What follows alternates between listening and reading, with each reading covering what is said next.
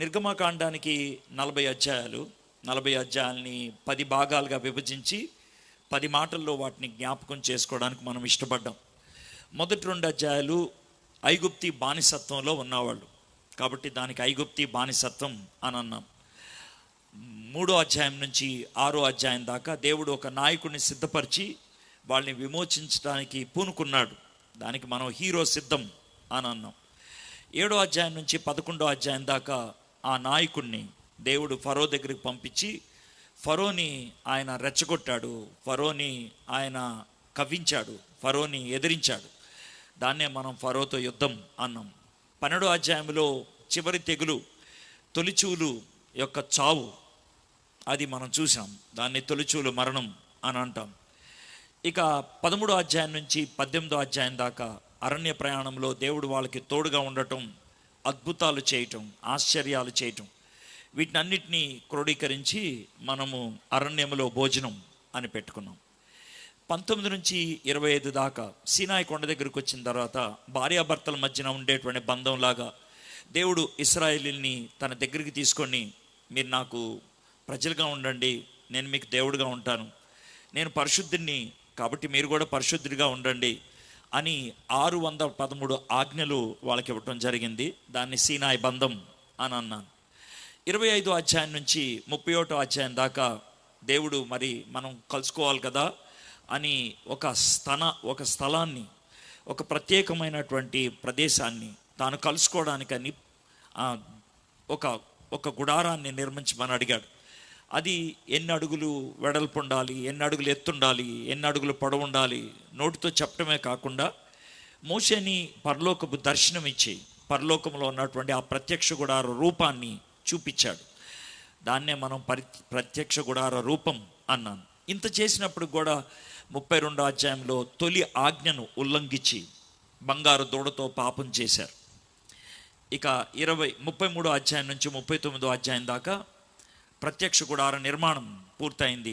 40వ అధ్యాయంలో షకీనా మేఘంగా దేవుడు వాళ్ళ మధ్యన వసించాడు. ఇది 10 భాగాలు.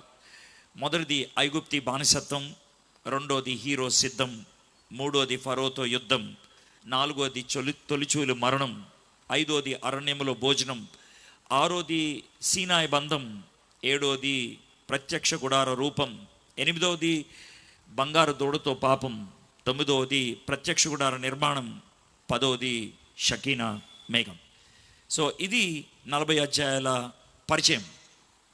అది అయిపోయిన తర్వాత నిన్న 3 అంశాలుగా మనం తొలి అధ్యాయాన్ని ధ్యానం చేశాం. 22 వచనాలు కలిగినటువంటి తొలి అధ్యాయంలో విస్తరణ, దేవుడు విస్తరింప చేయాలి అనుకున్నాడు ఇశ్రాయేలీలు. దేవుడు ఇశ్రాయేలీలు ఫలభరితమైనటువంటి వాళ్ళుగా ఉండాలి, తాను ఏర్పరచుకున్నటువంటి ప్రజలు వాళ్ళు చాలా అభివృద్ధి చెందాలి అని ఆశపడ్డాడు. తొలి 7 వచనాల్లో సానుకూల పరిస్థితుల్లో దేవుడు అన్నీ కూడా సమకూర్చి పెట్టినందుకు వాళ్ళు విస్తరించారు. 70 మంది 20 లక్షల మందిగా అయిపోయారు. 8వ వచనం నుంచి 14వ వచనం దాకా సమస్యలు వచ్చాయి. ఫరో ఇబ్బందులు పెట్టాడు.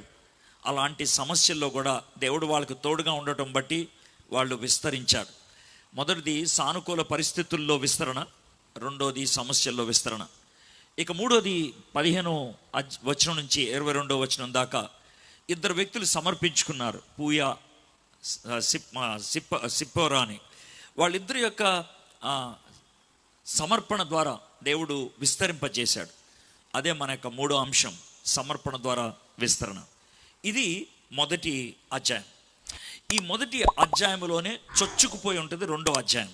అంటే మొదటి అధ్యాయం ఇశ్రాయేల్ అంతా ఏం జరుగుతుంది ఐగుప్తు దేశంలో అన్న దాన్ని వర్ణిస్తూ ఉంటే, అలాంటి నేపథ్యంలో, అలాంటి స్థితిగతుల్లో, అలాంటి పరిస్థితుల్లో దేవుడు ఒక వ్యక్తిని నాయకుడిగా లేవనెత్తడానికి ఇష్టపడటం, దేవుడు పూనుకోవటం, దేవుడు ఆశించడం, అది మనం చాలా స్పష్టంగా చూస్తూ ఉంటాం. అయితే మన చుట్టూ ఉన్నటువంటి పరిస్థితులు, జాగ్రత్త వినండి, మన చుట్టూ ఉన్న పరిస్థితులు మన జీవితానికి ఒక విధంగా రంగస్థలం లాంటిది. రంగస్థలం అంటే ఏంటి? స్టేజ్. దేవుడు మన చుట్టూ ఉన్నటువంటి పరిస్థితుల్లో మనం అనుగుణంగా పనిచేయాలని ఇష్టపడుతూ ఉంటాడు. ఆకలి దప్పులతో ఉన్నటువంటి సమాజానికి భోజనం పెట్టేవాడు కావాలి. బాధల్లో ఉన్నటువంటి వాళ్ళకి ఆదరణ ఇచ్చేటువంటి వాళ్ళు కావాలి. ఒంటరిగా ఉన్నటువంటి వాళ్ళకి ఆదుకునే వాళ్ళు కావాలి. కాబట్టి ఒంటరితనంలో ఉన్నటువంటి వ్యక్తుల మధ్యకి నిన్ను తీసుకెళ్ళటం అనేది ఒక విధంగా దేవుడు స్టేజ్ ప్రిపేర్ చేయటం అనేది. దేవుడు మనల్ని సృష్టించినప్పుడు ఎప్పుడు సృష్టించాలి ఆయనకి తెలుసు. మనల్ని సృష్టించినప్పుడు ఎక్కడ సృష్టించాలి ఆయనకి తెలుసు. మన గురించి బాగా తెలిసినటువంటి వాడు మన దేవుడు. మన గురించి మనకు తెలియపోవచ్చు. తమ్ముడు ఇందాక పాడుతూ ఉన్నాడు, నాకు అర్థమే కాదయ్యా అని. పాట మొత్తంలో అది ఒకటే వినబడతా ఉంది నాకు ఎక్కువగా, నాకు అర్థమే కాదయ్యా అని. కానీ నాకు ఒకటి మాత్రం తెలుసు, నాకు అర్థమయ్యే దేవుడు నాకున్నాడని. నా గురించి నాకు అర్థం కాకపోవచ్చు, నేనేంటో నాకు తెలియపోవచ్చు, కానీ నేనేంటో తెలిసిన నా దేవుడు నాతో ఉన్నాడు. నా జీవితం నాకు అర్థం కాకపోవచ్చు, కానీ నన్ను అర్థం చేసుకునేటువంటి దేవుడు నాకున్నాడు. అది ఆదరణ ఇస్తుంది. కాబట్టి ఈ 2వ అధ్యాయంలోకి మనం వెళ్దాం. 2వ అధ్యాయాన్ని నేను చాలా మటుకు ఒక పవిత్రమైనటువంటి ఆలోచన తీసుకొస్తాను. హోల్ శాంక్టిఫైడ్ ఇమాజినేషన్ అంటారు ఇంగ్లీష్లో. శాంక్టిఫైడ్ అంటే పవిత్రమైంది, ఇమాజినేషన్ అంటే ఊహ. నా ఊహ ఇష్టం వచ్చినట్లు ఉండదు. నా ఊహకు దేవుని వాక్యం పట్టాలు లాంటివి. దేవుని వాక్యం అనేటువంటి పట్టాల మీద నా ఊహ అనే రైలు బండిని వెళ్ళనిస్తాను.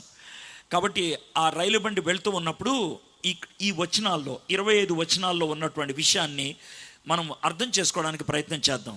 ప్రతి అధ్యాయం నుంచి మనం పాఠాలు నేర్చుకుంటాం అన్నాను. 2వ అధ్యాయం నుంచి మనం నేర్చుకోగలిగేటువంటి పాఠం ఏంటి అది తెలుసుకోవడానికి ప్రయత్నం చేద్దాం. 2వ అధ్యాయానికి 25 వచనాలు. 25 వచనాలని 3 భాగాల్లో నేను ధ్యానం చేస్తాను. 3 భాగాలుగా.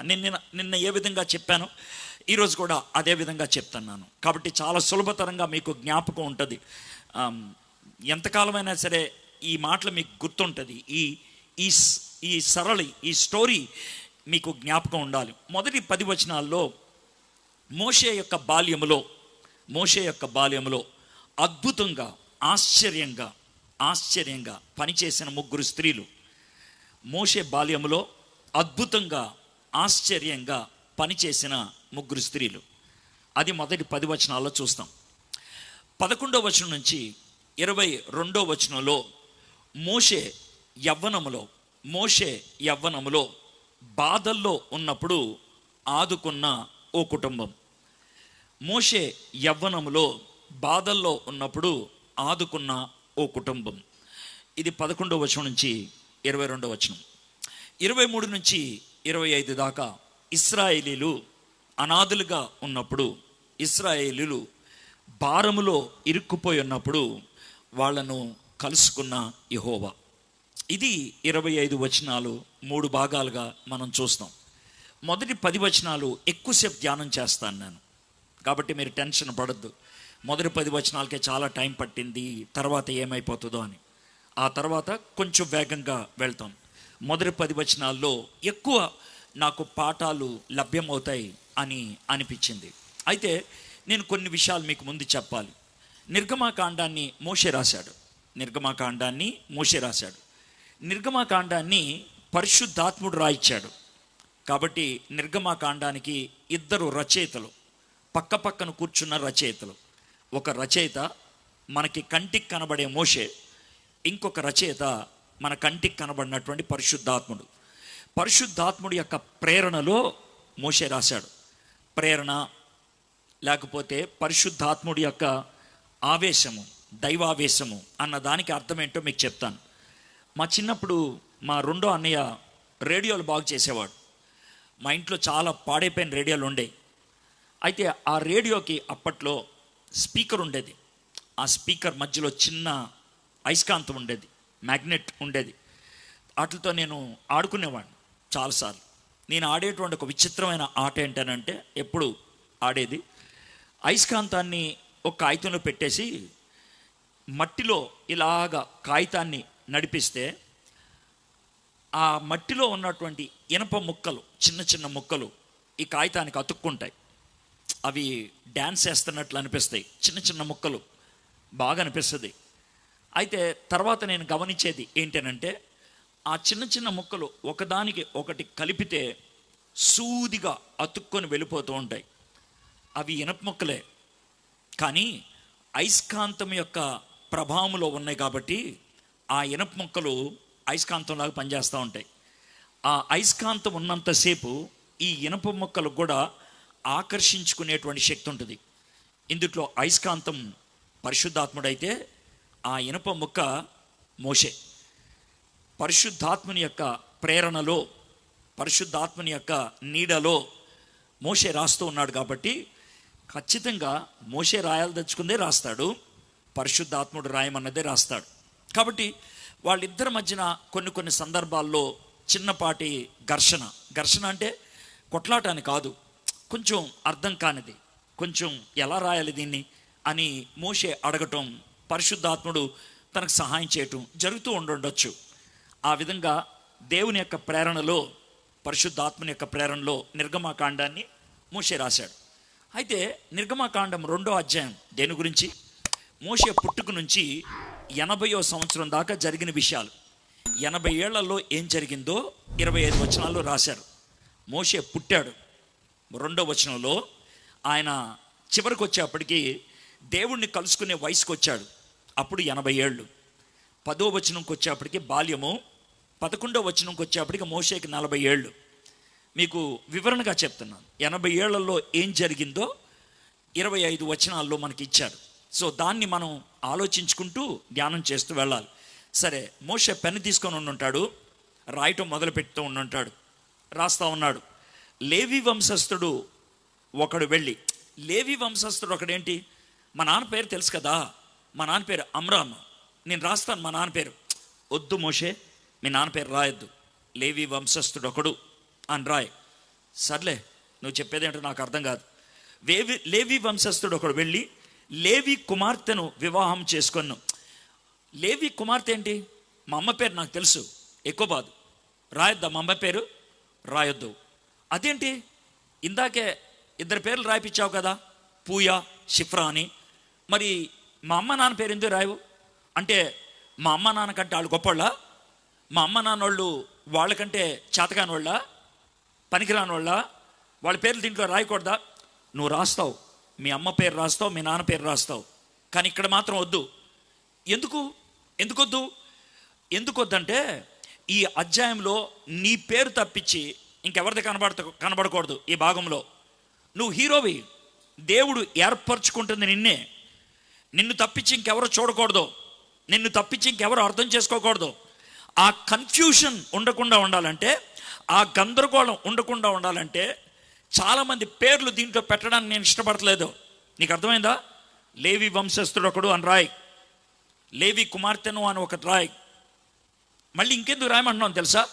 వాళ్ళిద్దరూ కూడా లేవి వంశస్థులు, సంకర జాతోళ్ళు కాదు, క్రాస్ బ్రీడ్ కాదు, చాలా స్పష్టమైనటువంటి బ్రీడ్. ఆ బ్రీడ్లోంచి పుట్టినటువంటి హీరో. నీ గురించి నీ సరిగ్గా అర్థం కాకపోవచ్చు, నిన్ను పుట్టిస్తున్నటువంటి దేవుడికి, నిన్ను పుట్టించిన దేవుడికి నీ గురించి బాగా తెలుసు. మీ అమ్మ ఎవరో, మీ నాన్న ఎవరో ఆయన డిసైడ్ చేశాడు, నువ్వు కాదు. మీ నాన్న చిరాకు పడవచ్చు, మీ అమ్మను అనుమానించవచ్చు, నీ పుట్టుక నీకు అసహ్యంగా అనిపించవచ్చు, నీ జీవితం ఇక్కడ కాకుండా అక్కడ పుడితే బాగుండేది, వీళ్ళింట్లో కాకుండా వాళ్ళ ఇంట్లో పుడితే బాగుండేది అని అనుకుంటూ ఉండొచ్చు. కానీ గుర్తుపెట్టుకో, ఎవరెక్కడ పుట్టాలి, ఎవరికి పుట్టాలి దేవుడికి తెలుసు. కాబట్టి ప్రస్తుతానికి అలా రాయి. బాగానే ఉందిలే, మా అమ్మ పేరు రాయొద్దన్నావు, మా నాన్న పేరు రాయొద్దన్నావు, ఓకే. ఇదేదో కొత్తగా పెళ్ళైనట్లు అట్లా రాసేవేంటి? లేవి వంశస్థుడు వెళ్ళి లేవి కుమార్తెను వివాహం చేసుకొను. కొత్తగా పెళ్ళి అవ్వలేదు కదా? కరెక్టే, కొత్తగా పెళ్ళి అవ్వలేదు. మీకు ఒక అక్క ఉంది 6 ఏళ్ళు, నీకు ఒక అన్న ఉన్నాడు 3 ఏళ్ళు, నేను ఒప్పుకుంటాను, వాళ్ళిద్దరు ముందు పుట్టారు. కానీ నేను స్టోరీ రాసేటప్పుడు, నీ చరిత్ర రాసేటప్పుడు ఒక ఫ్రెష్ బిగినింగ్ ప్రపంచానికి ఇవ్వాలి, ఒక నూతన ఆరంభాన్ని నేను ఇవ్వాలి. అందుకే అలా రాసుకుంటూ వచ్చాను. ఏంటో నువ్వు చెప్పేదంటే నాకు అర్థం కాదు, సరే రాస్తానులే. లేవి వంశస్థుడు ఒకడు వెళ్ళి లేవి కుమార్తెను వివాహం చేసుకొని, ఆ స్త్రీ గర్భవతి అయి. మా అమ్మ నాన్నోళ్ళు అప్పుడు ఎందుకు కలిశారు? అప్పుడే కదా ఫరో చెప్పాడు కొడుకులు పుట్టే చంపేమని. అవును, కానీ మీ అమ్మ నాన్న బాగా ప్రార్థన చేశారు, మీ అమ్మ నాన్న దేవుణ్ణి అడిగారు. ఏమని అడిగారు? మీ అమ్మ నాన్న ఏమని అడుగుతారు? కూతురిని ప్రభా అని అడిగారు. ఎందుకంటే కొడుకుని అయితే చంపేస్తారు కదా, కూతురిని ప్రభా అని అడిగారు. అదేవిధంగా ప్రార్థన చేసుకొని వాళ్ళిద్దరూ కూడారు. అయితే ఏమైంది, ఆ స్త్రీ గర్భవతి అయి కుమారుని కని అని అంటే బహుశా పూయా సిప్రా లాంటి వాళ్ళు వచ్చి ఉంటారు. ఈమె కాన్పు పీట మీద ఉంటుంది, గట్టిగా ముక్కుతూ ఉంటుంది, ఏడుస్తూ ఉంటుంది. బిడ్డ బయటకు వస్తూ ఉన్నాడు. బయటికి వచ్చిన తర్వాత క్యారమని ఏడ్చాడు. ఈమె ఒక విధమైనటువంటి ఆనందం, ఒక విధమైనటువంటి ఆందోళన, ఒక విధమైనటువంటి టెన్షన్, ప్రశ్న అడగటానికి కూడా సంకోచించేటువంటి పరిస్థితి. బహుశా ఆమెను అడుగుంటుంది, అమ్మా పాప పుట్టిందా, బాబు పుట్టాడా అంటే, అమ్మా బాబే పుట్టాడు. బాబు పుట్టాడా, చా మేము పాప పుట్టాలని ప్రార్థన చేసామే, ఇప్పుడు ఇంటికి తీసుకెళ్ళి నైల్ నదిలో పడేసేయాలి కదా. ఎంత బాధగా ఉంటుంది. దేవా ఎందుకు ఇచ్చావు నా కొడుకుని అన్నదేమో. అమ్మగారు ఏంటే, బాబు చాలా బాగున్నాడండి. బాగుంటాడే, చిన్నపిల్లవాడు బాగోకుండా ఎలా ఉంటాడు? అలా కాదండి, ఆయన చూస్తూ ఉంటే ఓ మంచి నాయకుడు అయ్యేటట్లున్నాడండి. మంచి కళగలిగిన ముఖం అండి. ఉంటదే కళగలిగిన మొహమే. అమ్మ ఒకసారి చూడొచ్చు కదా బాబుని. అదే చూడనే, ఎలాగో వాళ్ళ నాయన వస్తాడు, తీసుకెళ్ళి నైల్ నదిలో పడేస్తాడు అని చూడకుండా ఉంటేనే మంచిది. చూస్తే వాడు మళ్ళీ గుర్తొస్తాడు. చూస్తే మళ్ళీ వాడి రూపం నా మనసులోకి వస్తుంది.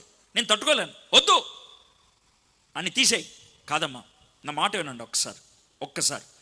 నేను చాలా కాన్పులు చేశాను, చాలామంది బాబులు పుట్టినప్పుడు ఇలా అనలేదు, కానీ ఈ బాబు కొంచెం ప్రత్యేకంగా అనిపిస్తున్నాడు, ఒకసారి చూడండి అని అంటే ఆవిడ చేసిన బట్టి ఆ స్త్రీ గర్భవతి కుమారుని కని వాడు సుందరుడై ఉండుట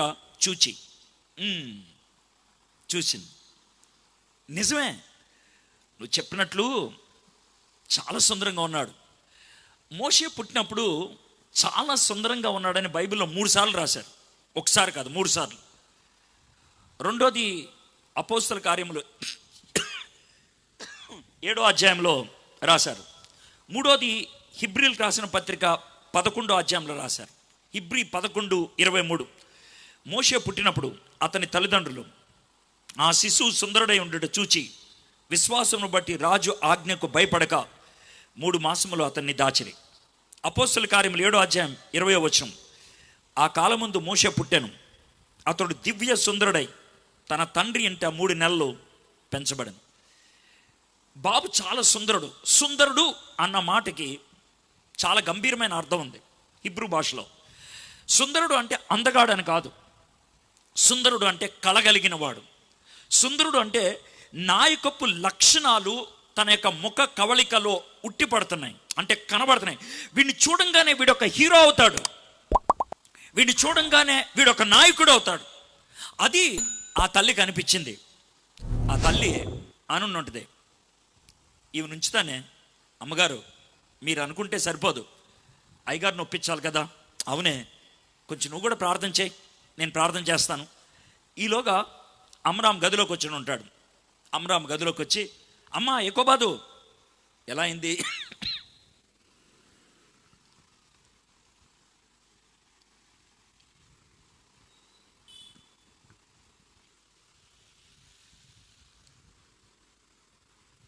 అమ్మా ఎకోబాదు ఎలా అయింది కాన్పు?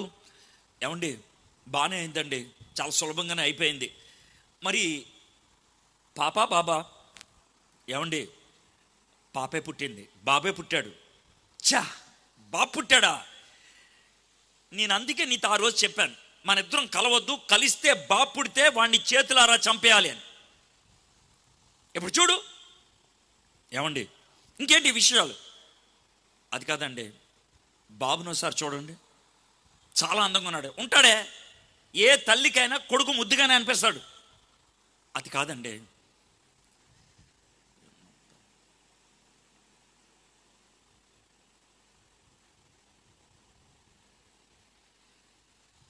ఏ తల్లికైనా కొడుకు ముద్దుగానే అనిపిస్తాడు. అది కాదండి, వీడిని చూస్తూ ఉంటే ఒక నాయకుడు అవుతాడు అని అనిపిస్తుంది. నేను చూడను. ఆడి ముఖాన్న గుడ్డేసేయి, తీసుకెళ్ళి నైన్ నదిలో పడేస్తాను. ఏమండి, ఒక్కసారి ప్లీజ్ ఒకసారి చూడండి. సరే చూడండి, ఒక్క నిమిషం ఆగి. నిజమే, నువ్వు చెప్తున్నట్లు వీడు కలగలిగిన వాడే. కానీ ఏం చేద్దాం? కలగలిగిన కొడుకునిచ్చాడు దేవుడు, కానీ ఏం చేద్దాం మనం? ఏమండి, నాకు చిన్న ఆలోచన అండి. ఏంటి ఆలోచన? బాబుని చంపొద్దండి. పిచ్చానికి కావన్నా ఎర్రా, బాబుని చంపకపోతే మనల్ని చంపేస్తారు. ఐగుప్తి సైనికులు నలుగురు చచ్చిపోతాం ఒక్కసారిగా. ఈడక్క, ఈడన్న, నువ్వు నేను, ఐదుగురం. ఆడనొక్కడిని చంపేయటం బెటరా, ఆడిని ఉంచి మనం నలుగురం కూడా చచ్చిపోతాం బెటరా? ఆలోచించుకో. కాదండి, ఉంచుదామండి ప్లీజ్. సరే ఉంచుదాం. ఈలోగా మిరియాం పరిగెత్తుకుంటూ వస్తుంది, 6 ఏళ్ల పాప. పరిగెత్తుకుంటూ వచ్చి, మమ్మీ, చెల్లి పుట్టిందా? తమ్ముడు పుట్టాడా? అమ్మా, తమ్ముడు పుట్టాడమ్మా. తమ్ముడు పుట్టాడా? అదేంటి అలా అంటున్నావు? మమ్మీ, మొన్న 3 ఇళ్ళు అవతల బాబు పుట్టాడు మమ్మీ అని తీసుకెళ్ళి నైల్ నదిలో పడేస్తుంటే దూరం నుంచి చూశాను, లపక్కమని మింగేసింది మమ్మీ. ఒక ముసలు వచ్చి, బాబు వెళ్ళిపోయాడు కడుపులోకి. మన తమ్ముడి పరిస్థితి కూడా అదే కదా. ఈలోగా అహరోన్ వస్తాడు. వాడు, మమ్మీ, నాకు చెల్లి పుట్టిందా? లేదురా, తమ్ముడు పుట్టింది. అవునా? తమ్ముడు పుడితే కనబడకుండా చేసేస్తారంట కదా, మన తమ్ముడిని కూడా అంతేనా? మిరియాం, అహరోను, డాడీ చెప్పండి, నుంచోండి ఇక్కడ. మమ్మీ నేను ఒక నిర్ణయం తీసుకున్నాం. ఏం నిర్ణయం డాడీ? తమ్ముడిని ఉంచుదామని. ఆ ఎగస్ట్రాలే వద్దు. ఎక్కడ పడితే అక్కడికి వెళ్ళి అరవాల్సిన పని లేదు, జాగ్రత్తగా ఉండాలా. అంటే చెల్లి పుట్టిందని చెప్పమంటారా? వద్దు, అబద్ధం ఆడకూడదు. తమ్ముడు పుట్టలేదని చెప్పాలా? వద్దు, అబద్ధం ఆడకూడదు. అబద్ధం ఆడొద్దు, నిజం చెప్పొద్దు, మౌనంగా ఉండండి, అంతే. ఓకే డాడీ, చూసుకుంటాం తమ్ముడిని. మిరియాం, డాడీ చెప్పండి. అమ్మ అప్పుడప్పుడు పని చేస్తూ ఉంటుంది. తమ్ముడు ఏడిస్తే వెంటనే నువ్వు రావాలా, తమ్ముడు చూసుకోవాలా. తమ్ముడు ఏడుపు పక్కింటి వాళ్ళకి వినబడకూడదు. అలాగే డాడీ, చూసుకుంటాం జాగ్రత్తగా. గడిచిపోతా ఉన్నది. 2.5 నెలలు అయిపోయినాయి. వీడు పెద్దోడు అవుతున్నాడు, మోషే. వాడికి స్నానం చేయించినప్పుడు అప్పుడు ఇప్పుడు ఏడుస్తూ ఉన్నారు. ఒకరోజు అహరోన్, చూసావా వీడు ఏడుస్తున్నాడు గట్టిగా, పక్కింటి వాళ్ళకి వినబడితే నా పరిస్థితి ఏంటి, మన పరిస్థితి ఏంటి? ఏమండి, కొన్ని రోజుల నుంచి నేను ఆలోచిస్తున్నాను. ఏంటి ఆలోచించేది? మళ్ళీ వీడిని నైల్ నదిలో వేసేద్దామండి. అందుకే అన్నాను అప్పుడే వేసి పడేద్దామని. 2.5 నెలలు ఇన్ని రోజు చూసాం, ఎత్తుకున్నాం. వాడి నవ్వు, వాడి ఏడుపు, వాడి చూపులు నా గుండెల్లో ఉండిపోయినాయి. ఇప్పుడు ఎలా పడేయమంటావు నైల్ నదిలో? అలా కాదండి, ఒకసారి ఆలోచించండి. వాడిని అలా పడేయద్దు. నేను జమ్ము పెట్టి తయారు చేసి దాంట్లో పెడదాం అనుకున్నా. జమ్ము పెట్టి ఎంతసేపు ఉంటుంది ఆ జమ్ము పెట్టిలో? అరగంట అయితే మునిపోద్ది తెలుసా? అవునండి, జమ్ము పెట్టికి బయట కీలు పూద్దాం అనుకుంటున్నాను. ఎద్దవ తెలివితేటలు ఉపయోగించొద్దు. జమ్ము పెట్టి బయట కీలు పూస్తే నీళ్లు రావు లోనకి, కానీ ముసలి మింగకుండా ఉంటుందా? అవునండి, నేను ఓ మాట విన్నాను, ముసలికి బురద అంటే ఇష్టం ఉండదంట. ఆ కీలుకు పైన బురద పోస్తానండి. బురద పూస్తే ఆ బురద వాసన ఉన్నంతసేపు ముసలి దగ్గరికి రాదండి. ఎంతసేపు ఉంటుంది బురద? ఎంతసేపు ఉంటుంది? నా లెక్క ప్రకారం 1 గంట ఉంటుందండి. గంట కాపాడుతావు అంతేనా? చాలండి, ఈ గంటలో దేవుడు ఏమన్నా చేస్తాడు. అది ఆశ. ఇక్కడ దాకా జరిగిన దాంట్లో కొన్ని పాఠాలు కుటుంబాలకు నేర్పించాలి. ఇప్పుడు దాకా స్టోరీ చెప్పా. ఈ స్టోరీలో కుటుంబాలకి చెప్పాలి పాఠాలు. నెంబర్ 1, మోషే పుట్టంగానే తల్లి మొదట చూసి వాడి గురించి ఒక కళ, వాడి గురించి ఒక ఆశ, వాడి గురించి ఒక కోరిక, వీడొక నాయకుడు అవుతాడు అని. నీకు కూడా కొడుకులు పుట్టారు, కూతుర్లు పుట్టారు. నువ్వు కూడా కొడుకుని కూతుర్ని మొదటి చూపులో ఒక ఆశ నీకు పుట్టుండి ఉంటుంది. ఏం ఆశ వచ్చింది? వాడు ఇంజనీర్ అవ్వాలనా, ఆమె డాక్టర్ అవ్వాలనా, ఆఫీసర్ అవ్వాలన్నా? మంచిదే, అది తప్పేం కాదు. ఈ దేశానికి ఆఫీసర్లు కావాలి, ఇంజనీర్లు కావాలి, డాక్టర్లు కావాలి. అయితే ఇలాంటి ఆలోచన ఎప్పుడైనా వచ్చిందా? నా బిడ్డ దేవునికి సాక్షిగా ఉండాలి, దేవునికి లోబడే వ్యక్తి అవ్వాలి. అలాంటి ఆశ నీకున్నదా? మోషే వాళ్ళ అమ్మ ఒక ఆశ, ఆ ఆశతో పెంచింది. ఆ ఆశతో నా తల్లి కూడా అలాంటి ఆశతోనే నన్ను పెంచింది.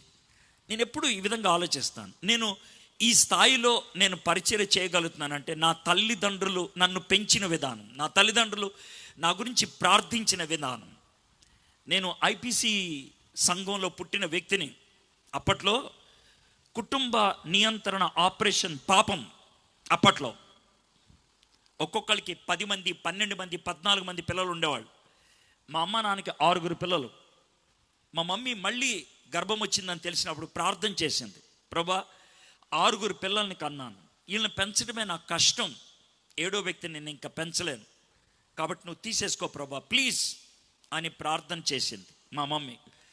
మా మమ్మీ చెప్పిన మాట, 3వ నెలలో ఉన్నప్పుడు కలలో తలకాయ కనబడట్లేదంట, కింద దాకా బాడీ కనబడుతున్న వ్యక్తి, నువ్వు ఈ బాబుని అంగీకరించాలి నా కోసం అంటే, బాబుని ఇస్తున్నావు ప్రభా? అవును, నా కోసం అంగీకరించాలి.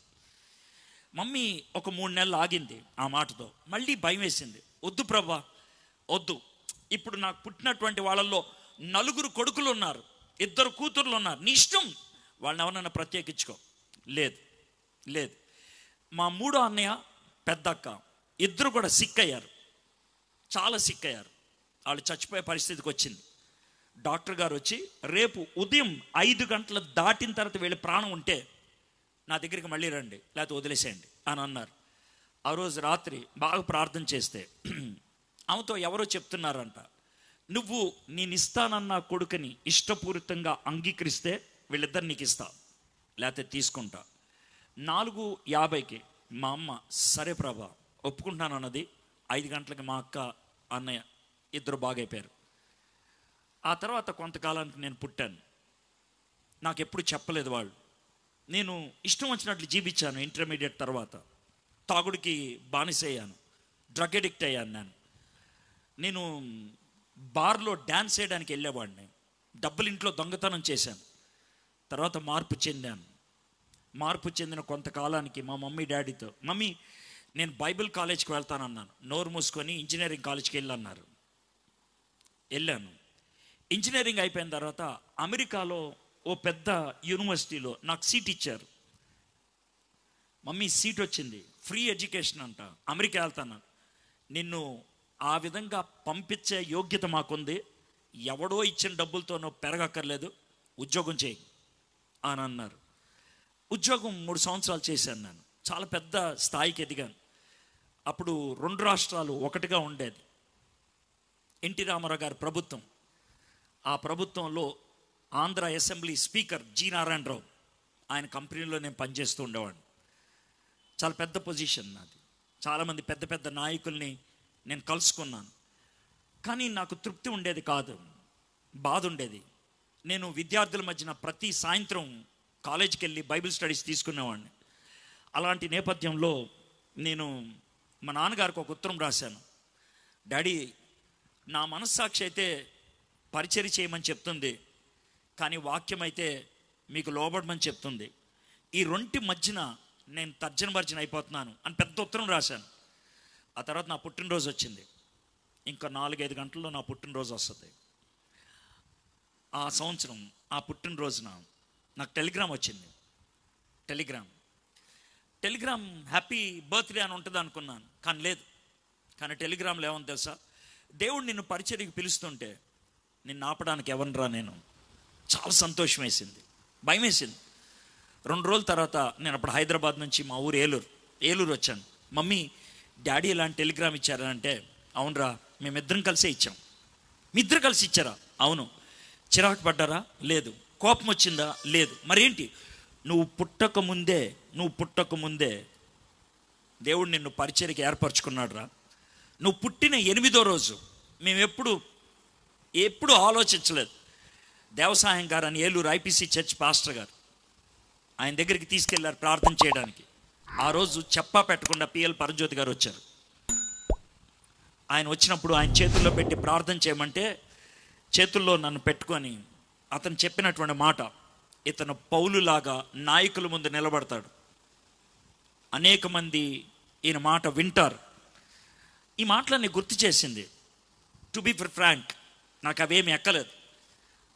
ఆ తర్వాత మేము కావాలని నిన్ను పరిచర్యకు పంపించాలనుకున్నావురా, కానీ చెప్పలేదు, దేవుడు నీతో మాట్లాడాలని. దీంతో నేను అర్థం చేసుకునేది ఏంటంటే, అమ్మ కలగంది, అమ్మ ప్రార్థించింది, నాన్నకి చెప్పింది, ఇద్దరు కలిసి పెంచారు. పిల్లల్ని పెంచటం అనేది ఒక్కళ్ళు చేస్తే అవ్వదు, ఇద్దరు చేయాలి. కొంతమంది ఈ విధంగా అంటారు, నేను సంపాదిస్తానే నువ్వు పిల్లల్ని పెంచు అని. అది భయంకరమైన పొరపాటు. తండ్రి కొన్ని పనులు చేయాలి, తండ్రి కొన్ని ఆదేశాలు ఇవ్వాలి. తండ్రి ప్రేమ తల్లి ప్రేమ వంటిది కాదు. తండ్రి యొక్క కాపుదల తల్లి కాపుదల వంటిది కాదు. తల్లి యొక్క మమకారం తండ్రి వంటిది కాదు. దేవుడు ఇద్దరినిచ్చాడు నీకు పెంపకానికి. అమ్మ నాన్న వాళ్ళిద్దరిలో ఒకళ్ళు మిస్ అయితే నీ పెంపకం సరిగ్గా ఉండదు. మీలో చాలామంది ఒకసారి ఆలోచించండి, మీ పిల్లల్ని ఎలా పెంచుతున్నారు అని. అమ్మ నాన్న కలిసి పెంచగలుగుతున్నారా? కలిసి నీ బిడ్డ కోసం ప్రార్థన చేసి ఎంతకాలమైంది? కలిసి నీ కొడుకు కోసం ప్రార్థన చేసి ఎంతకాలమైంది? వీళ్ళిద్దరూ కలిసి ఎంత సాహసోపేతమైన నిర్ణయం తీసుకున్నారంటే, చావుకు తెగించి మోషేని పెంచారు. చావుకు తెగించి the whole family would have been wiped out.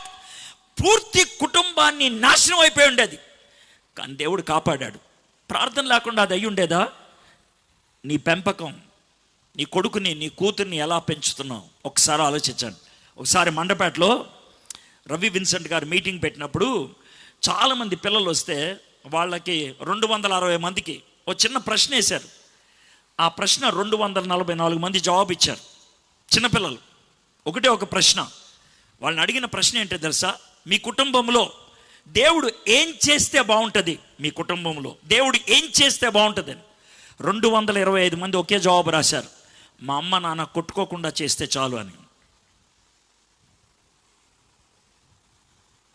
మా అమ్మ నాన్న కొట్టుకోకుండా చేస్తే చాలని.